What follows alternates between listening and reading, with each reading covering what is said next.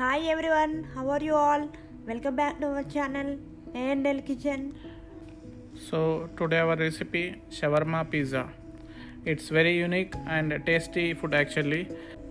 Everyone know about chicken pizza and normal pizzas actually, but it's a different kind of shawarma pizza. It's very famous in Middle East. Let's see how she is going to prepare, and it's very tasty actually because we tried once.